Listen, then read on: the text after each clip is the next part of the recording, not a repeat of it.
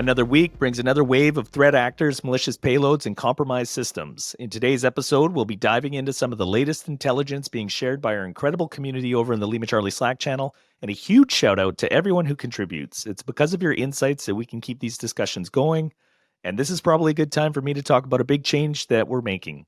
Our Slack channel, which has over 1,700 members and a ton of information that gets shared there, but because we don't have paid seats for every single member, the history gets blown away fairly quickly, as that's one of the paywalls that Slack has. Now, I love the way that Slack works, but I don't like that we lose a collective knowledge we're building together.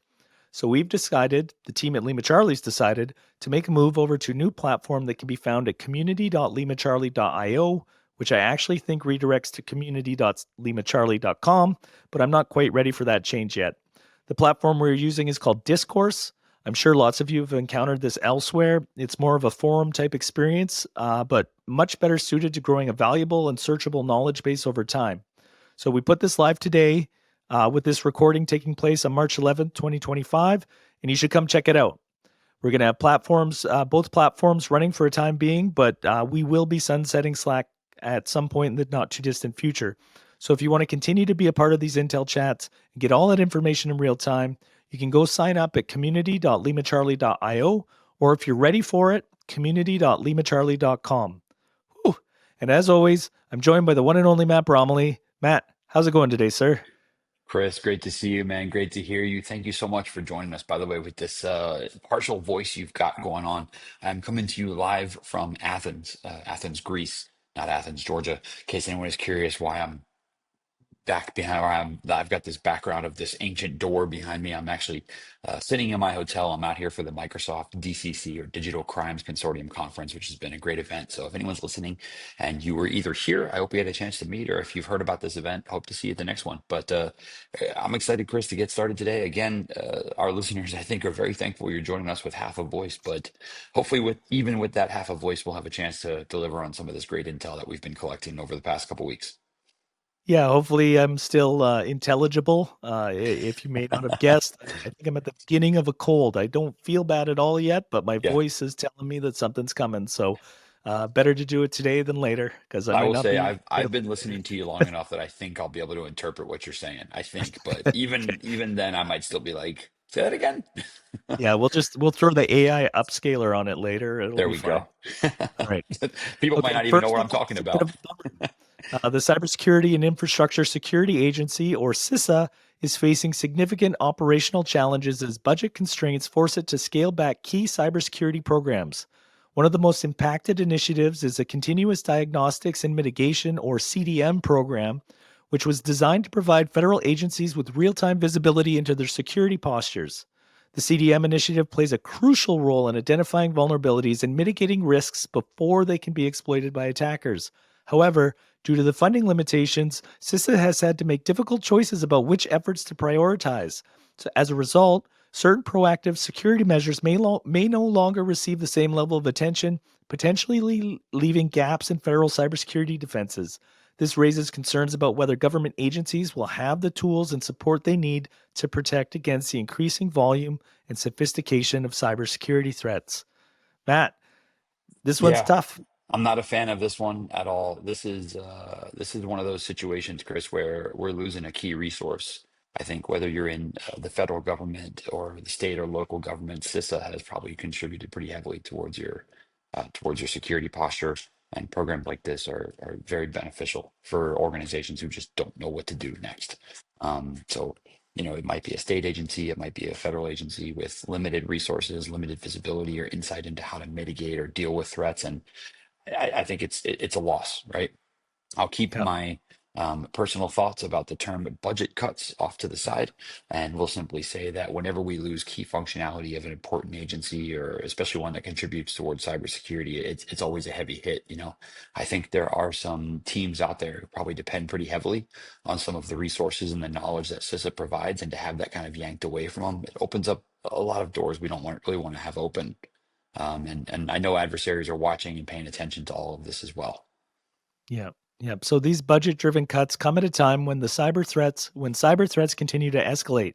Ransomware attacks, supply chain compromises, and nation-state cyber operations have grown in both frequency and complexity.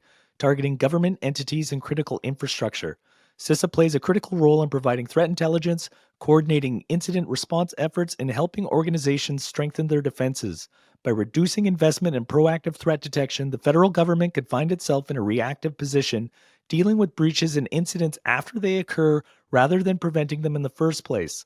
Cybersecurity experts warn that while scaling back programs like CDM may provide short term cost savings, the long term consequences could be more severe, potentially leading to higher recovery costs, reputational damage, and national security risks if attackers exploit these gaps. Beyond the immediate impact on security operations, CISA's budget constraints highlight broader issues related to federal cybersecurity funding. While there has been an increased emphasis on zero trust security models and other modernization efforts, the reduction in CDM funding raises concerns about whether agencies will have the necessary resources to maintain strong security postures. Cybersecurity is often treated as a fluctuating budget item rather than a continuous investment, leading to periods of underfunding that leave systems vulnerable. Experts argue that cybersecurity should be treated as a long term national priority with stable and predictable funding that allows agencies to sustain critical initiatives. Without this, the federal government may struggle to keep pace with evolving threats, potentially putting sensitive data and infrastructure at greater risk. And this is the part that really gets me about this one. It's like you could pay $1 now or Mhm. $100 later. What makes more sense? It just doesn't make sense. Yeah, it's one of those situations where it's tough to really know what you're losing or what's being given up until you see the longer term impact. You know, Chris, I don't know if there's ever going to be a cyber attack where we'll be able to attribute back and say, oh, if only CISA was still here, this wouldn't have happened, you know. But I do think in a larger widespread, it kind of lowers the water level of knowledge, if you will, Yeah. right? So you know, as I mentioned, you probably have some agencies out there who lean a lot on these types of resources to help secure their postures or to help even establish some sort of compliance and regulatory requirements. And that's not to mean they can't do it on their own without CISA, but I think CISA has become such an important agency over the past few, I should say several years, that to see programs like this cut is a huge hit. And my advice to anyone out there who is on a team that maybe utilize some of these programs and no longer has them anymore, doesn't have the same personnel resources anymore, you know, try your best to take the lessons from these different programs and impart as much knowledge as you can, and hopefully try to find some middle ground of, all right, we're on our own, but we're still able to maintain an effective posture here. Yeah, and I think you made a good point about attribution. That's kind of the hidden tragedy in it, right? Because we Hmm. won't know down the road if something would have been prevented. And Yeah, yeah. it's All it's right. it's So it's a tough loss. I gotta say, I think anyone who's listening can probably tell you and I are a little somber about this one. Sometimes we get excited about the articles we get to talk about, but we're a little somber about this one, primarily because it is a huge hit that's going to take years to realize. I think yeah, it's not going to be one that is an instantaneous turnaround, like, you know, oh, the keys were left outside, so now the gate's open.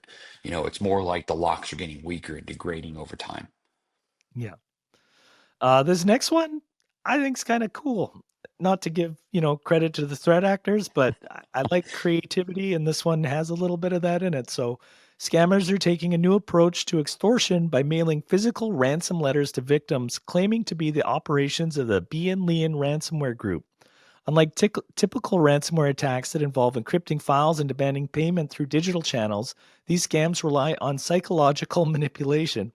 The letter informs recipients that their networks have been compromised and that sensitive data will be leaked unless a ransom is paid. However, there's no actual breach. This is purely a scare tactic. Security researchers believe that these scams are being carried out by opportunistic threat actors who are exploiting BianLian's reputation to intimidate individuals and organizations into paying. So, yeah, just again, I'm not saying these guys are awesome at all, but it's a new thing. Yeah. And I gotta recognize that. You know, Chris, we get this a lot in the United States. You'll get these letters from people who are claiming that your car warranty has expired or that they can offer you some sort of insurance or something, you know, just respond here, pay this, and things like that.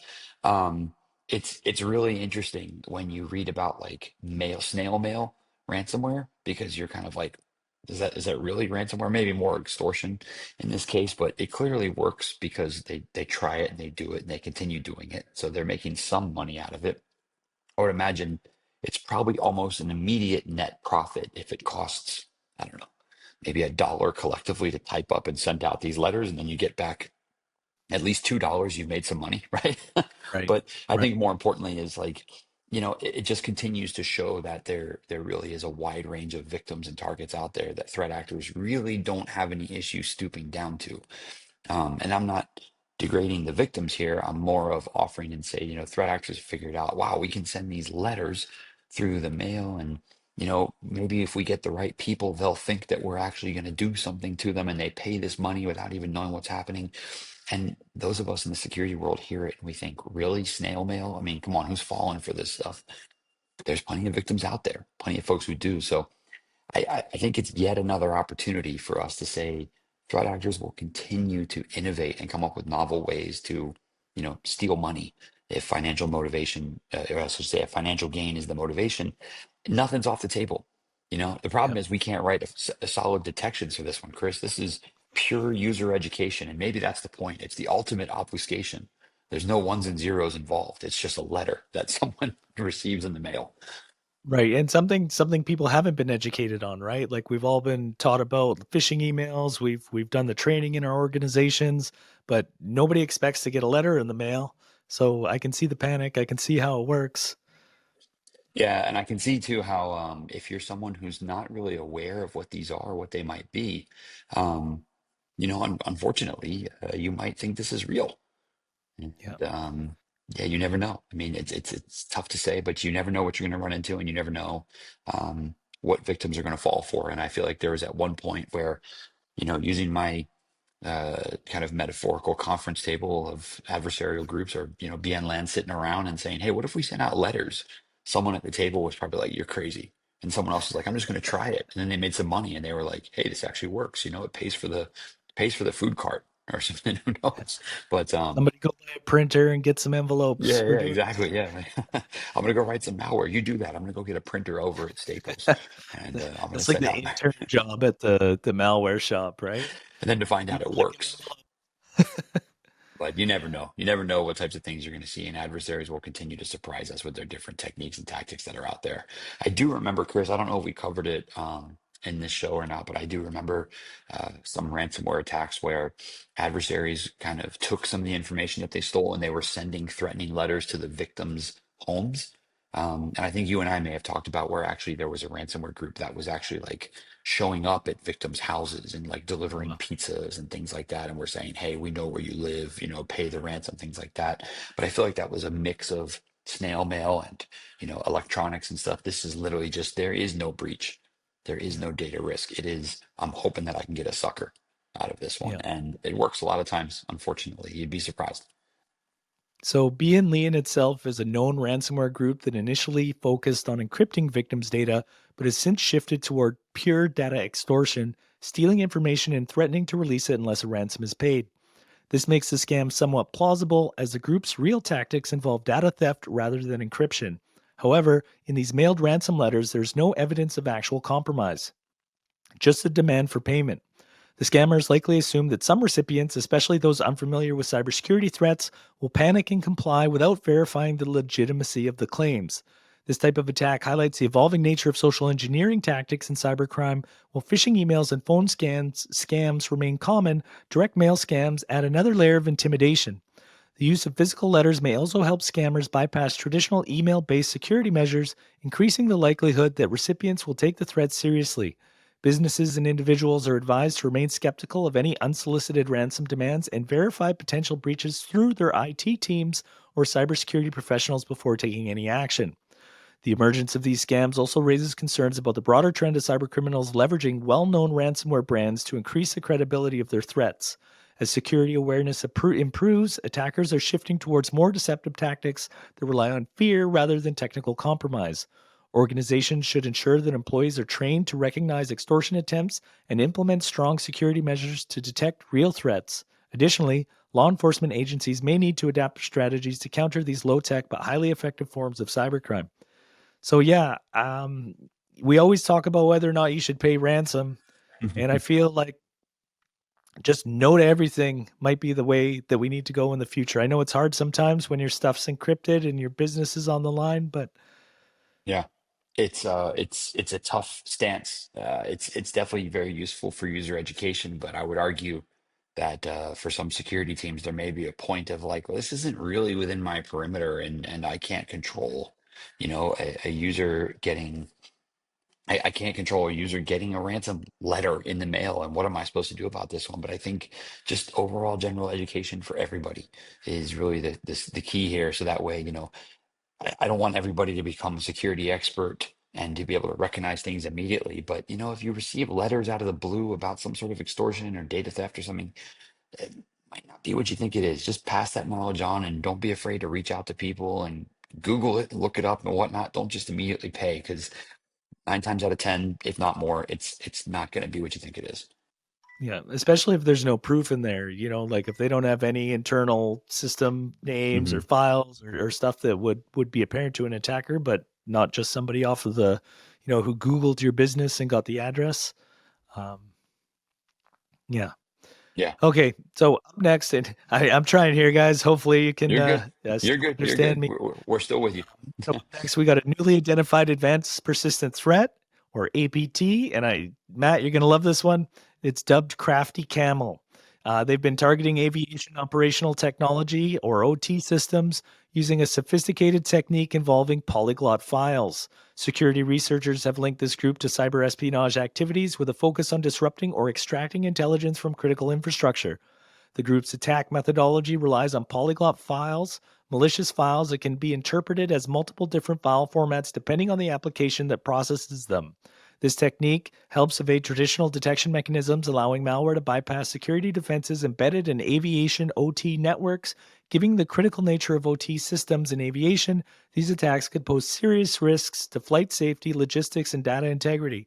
Yeah, this one hits, especially with some of the problems that we're seeing in the aviation industry right now. It's just like Hmm.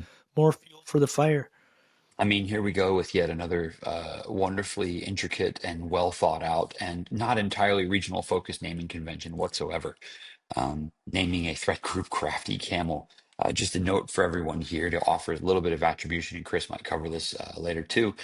This is allegedly an Iranian-linked state nexus group that has been focusing on targets in the UAE, hence I think the camel alignment, which of course is obviously very regional focused. And I'm just going to leave it at that and say we didn't name it. Chris and I are just calling it what it is, but that's okay. But yeah, this one's an interesting case. I think there's actually a really good article. I think the name was given to them by Proofpoint. They actually track this as UNK, Crafty Camel, one letter different than the typical Mandiant UNC naming convention, but I'm assuming it's yet another way to classify a like not yet APT, but almost APT, maybe. But nonetheless, great blog post. Chris, I know you've got some information on some of the technical details and how they do what they do, but I'll just offer some high level insight for everyone here. Um, Very typical type of phishing and entry vector campaigns here, delivering LNK links or malicious PDFs and stuff through email phishing. There's even some relation to like business email compromise style attacks that these groups have been seen and whatnot. And it's one of those where like you kind of got to say, okay, we've discovered this new group and this new cluster of activity, but is there anything really new and novel in what they're doing in their approach? And honestly, it's not that crazy of an invention here.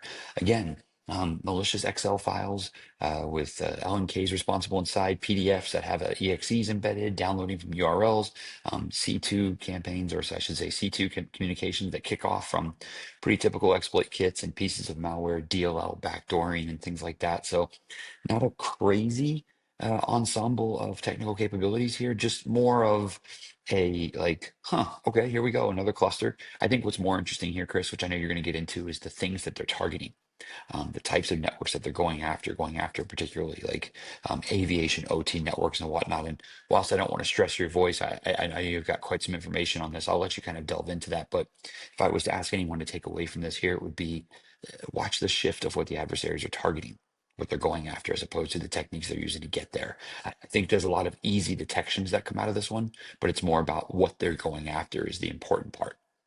Right. The use of polyglot files in cyber attacks is not entirely new, but Crafty Camel's implementation appears to be highly advanced.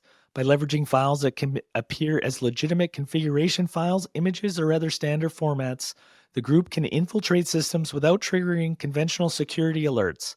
Once inside the network, the attackers deploy payloads designed to exfiltrate sensitive operational data or manipulate OT processes.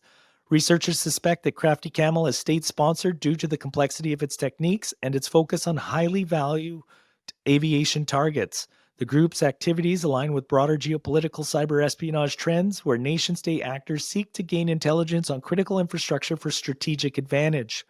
The development underscores the increasing convergence of IT and OT threats, where traditional cybersecurity measures designed for enterprise networks are no longer sufficient to protect industrial control systems.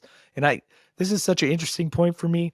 I was just speaking with John Fitzgerald, a great guy who used LimaCharlie to secure a industrial fueling depot. I don't know what it's called, but like where giant oil tankers come in and get fueled up. And he was just telling me about the complexity of those systems and how old and weird a lot of the hardware is, how things have to remain unpatched because you can't take the operations down. Everything's got to keep running. And Hmm. it's just like a really challenging environment where I don't think there is a lot of like off the shelf, ready to use solutions. So if attackers start focusing here, like we got to catch up. Like this is an area where we got to start applying our ingenuity to deal with these diverse environments that don't have any kind of standard configuration. Yeah, very much aligned with you and agreed on that thought as well. It's there's just a lot of like new territory for a lot of organizations here, and let me be clear, I don't think anybody who's working in OT, not OT security, but anyone who's employing or utilizing OT networks, uh, picking on the UAE aviation industry, for example.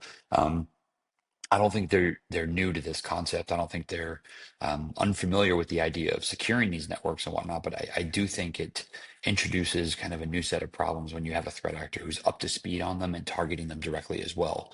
To your mention, right, this does include the need for network segmentation. It does include the need for monitoring of OT environments and potentially utilizing technologies that they haven't had to use before, and also Mhm. stepping outside of those typical IT security postures.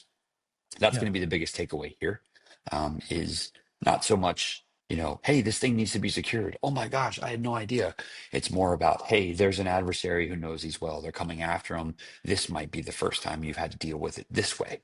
A lot of times we talk about, oh, OT networks present this major risk, and the threat actor might be sitting in your water systems and, all that kind of stuff. But to see the breakdown of the groups that are actually going after it and doing it, I think just kind of heightens the threat a little bit more, Chris. And that's what I would offer as a takeaway for everyone here is like, look, there's a group that knows this stuff well. They're targeting regions where this is a thing, and they're doing it with success as well. They're Yeah. doing it with success, likely. And we're only seeing the cases that got caught and the reports that got caught. So we want to, make sure that we're not part of a successful campaign of these, shut them down as quickly as we possibly can. And again, I'll just quote the blog post from Proofpoint. This group has demonstrated a distinct interest in aviation and satellite communications, Ooh. along with critical transportation infrastructure. I mean, this is a very specific magnifying glass. So if you're in those industries, pay attention and watch out. It might not be a regional focus as well. It's starting out as one, but it might end up being something more industry focused than necessarily regional focused. Yeah. Yeah. Scary world sometimes. Always, man. That's why we're here to share the good word with everyone on how to protect and defend. There you go. Okay, so this one's a little bit of the old fuzzy stuff that is easier to digest. A new malvertising campaign is leveraging deceptive online ads to distribute information stealing malware hosted on GitHub, highlighting an ongoing evolution in cybercriminal tactics. Microsoft researchers have been tracking this operation in which attackers create fraudulent search engine advertisements that appear to link to legitimate software downloads. Instead of directing users to the real vendor sites, these ads ask them through a series oh, these ads take them through a series of redirections that eventually lead to malicious payloads hosted on GitHub. The final payloads include well-known info stealers such as Luma, Redline, and Raccoon, which are capable of harvesting credentials, browser data, cryptocurrency wallets, and other sensitive information. The attackers use GitHub as a hosting platform. The attackers' use of GitHub as a hosting platform adds an additional layer of deception, as files stored on reputable cloud platforms are less likely to be flagged as malicious by traditional security measures.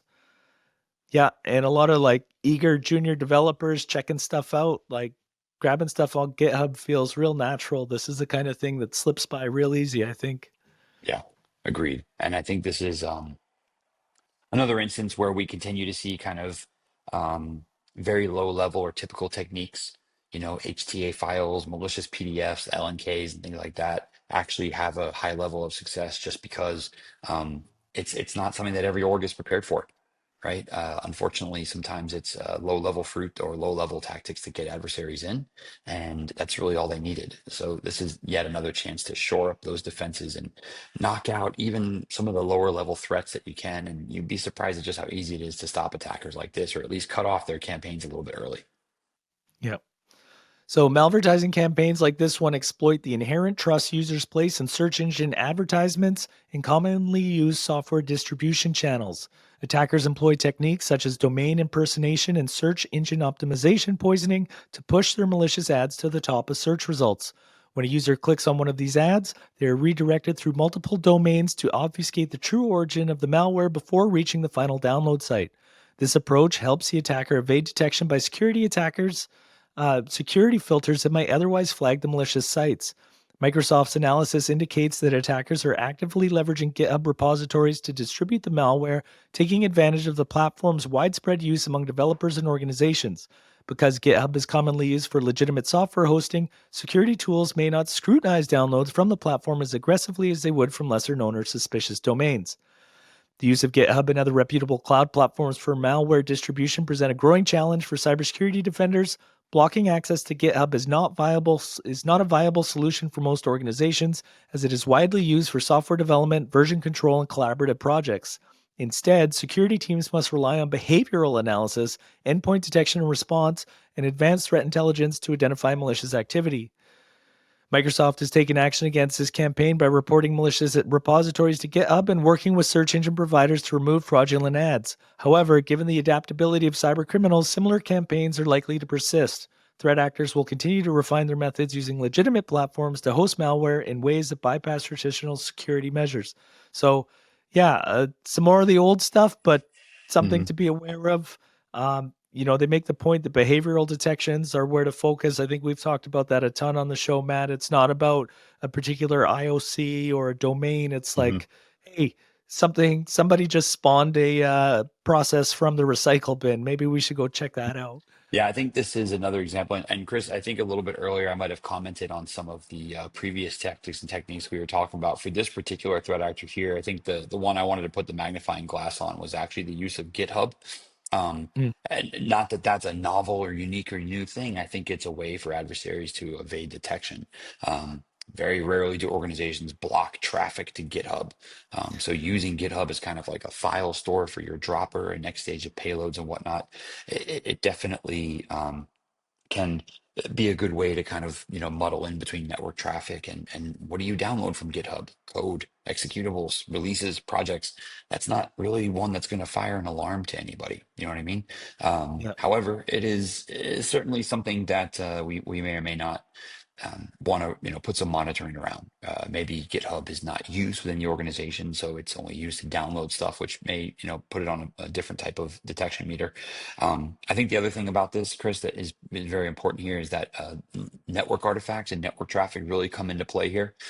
Yes, of course, there's on-system stuff that is seen, and Microsoft does a good job of providing some IOCs associated with the payload and the initial droppers and the usage of PowerShell and all, which is very important for detection capabilities. But the initial access does involve, and I'm kind of, paraphrasing the blog post here, but utilizing GitHub, base64 encoded data sent over HTTP to an IP address. I mean, this is all low-level network detection stuff, right? Users don't send encoded content to IP addresses directly. Just that kind of functionality right there is something I think you could pivot on and also have some success in writing detections for. So I'd say a good way to get around these types of attacks is not just to think about the endpoint side of things. There's a lot of living off the land here, which needs to be observed and looked for. To Chris, to your point about odd processes and things that just don't make sense, I'd also add in, watch your network traffic here.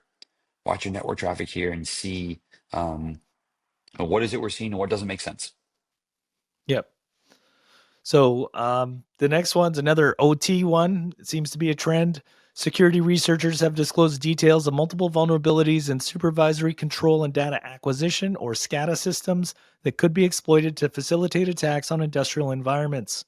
These flaws affect widely used SCADA software that manages critical infrastructure, including power plants, water treatment facilities, and manufacturing systems. If exploited, the vulnerabilities could allow attackers to manipulate industrial processes, disrupt operations, or exfiltrate sensitive data.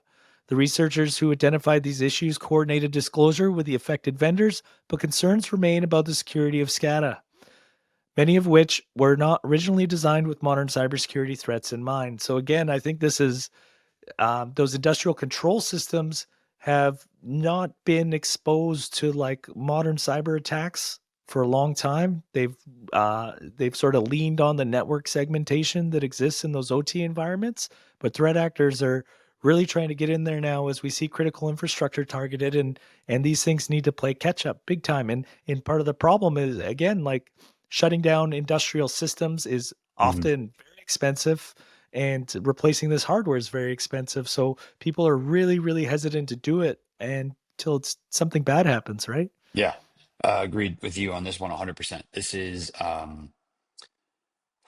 This is not the type of situation where you can just casually throw recommendations out there, Chris. I think this is one of those situations where you are dealing with really, really sensitive systems. And I'm kind of pausing on this one only because I'm thinking about like what type of advice would you give in these situations? I mean, have you encountered these systems before? I'm curious. Like, Not professionally, just through like secondary content with guys mhm. like John Fitzgerald and talking to him. And Yeah, I also have quite an interest in microcontrollers and stuff like that personally. So, but yeah. nothing at an industrial scale. And that's it. Like that right there is usually how the answer is for most security folks. It's a lot of IT experience, a lot of inherent IT experience, understanding those networks. But a lot of us, myself included, have not had enough close enough presence to the SCADA world, if you will, to really be like, yeah, I know exactly what to do here, to speak as confidently as you can about shutting down like an endpoint threat or something like that. So I think that right there is maybe one of the first issues.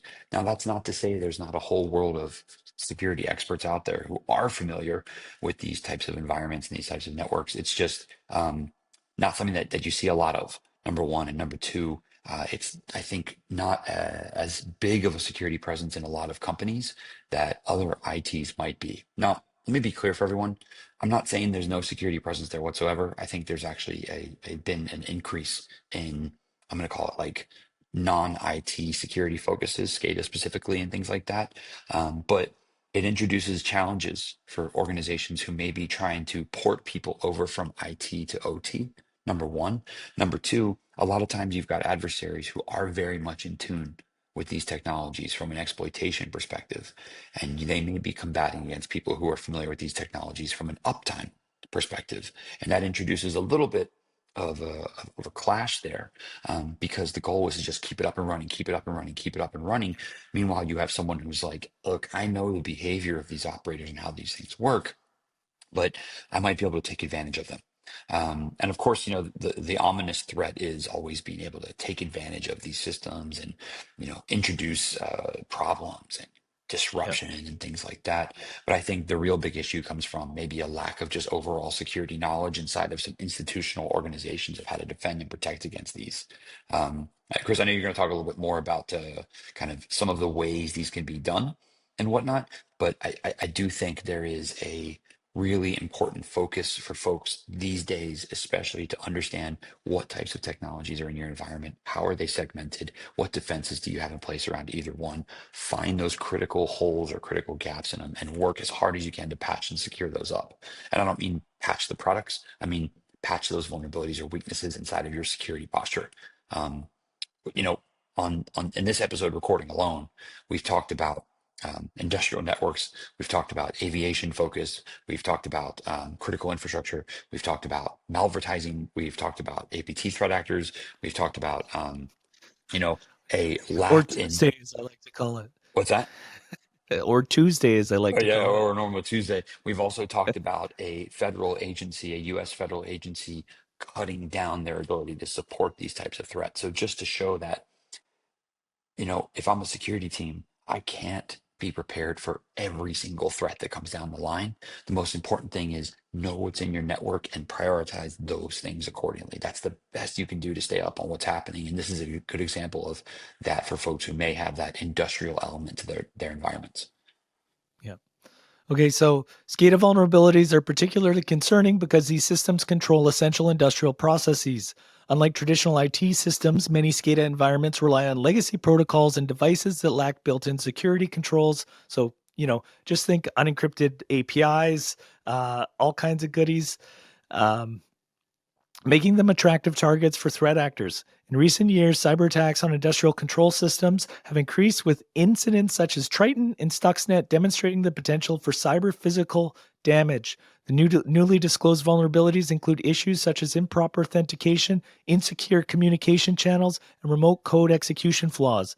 If an attacker gains access to a vulnerable SCADA system, they could alter processes, parameters, shut down critical machinery, or cause unsafe operating conditions. The disclosure of these flaws underscores a broader challenge of securing industrial environments where uptime and reliability are often prioritized over cybersecurity.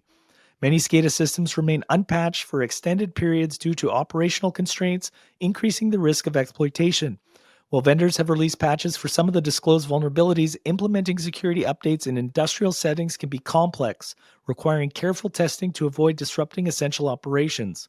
Organizations running SCADA systems must balance security improvements with operational stability, which is why network segmentation, intrusion detection, and strict access controls are crucial for mitigation risks.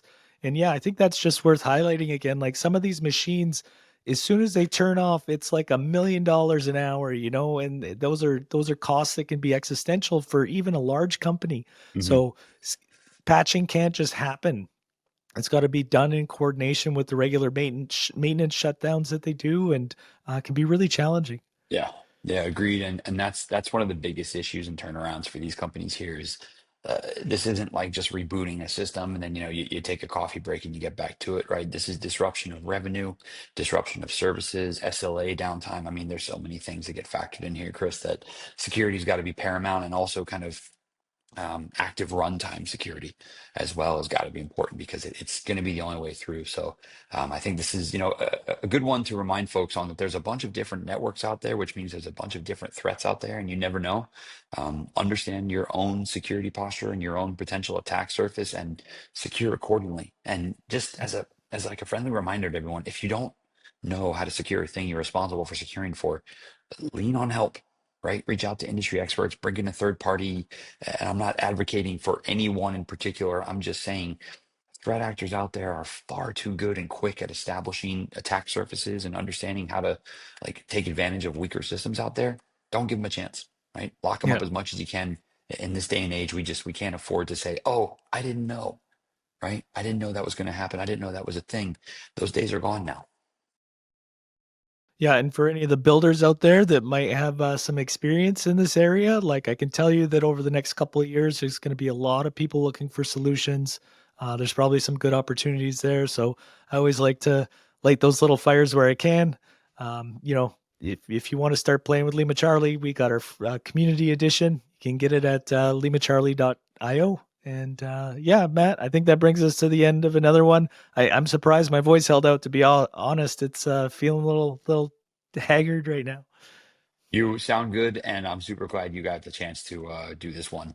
It's great having you here, Chris, and as always, thank you for taking the time to battle through that weaker voice and deliver this great. It's always fun when we get together, man. I'm glad you're able to do this, even with a voice impediment.